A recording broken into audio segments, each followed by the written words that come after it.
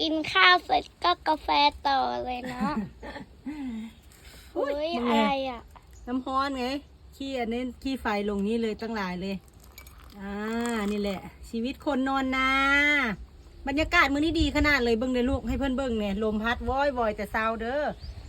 บ้านนาเมื่อคืนนี้ลมหนาวพัดแหงเนาะตื่นมาก็ยังลมแหงอยู่บรรยากาศดีเลยแบบเนี้ยไม่เดี๋ยวกินกาแฟแล้วก็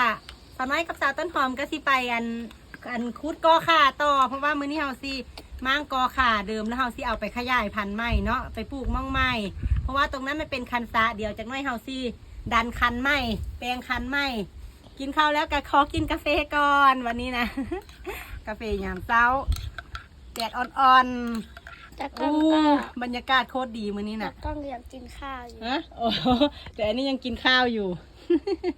แซ่บกว่าไข่แซ่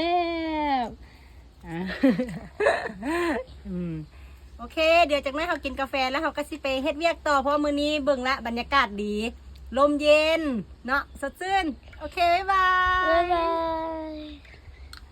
จบด้วยเจ้าเหมียวกำลังนอน เจ้าเหมียวกำลังนอน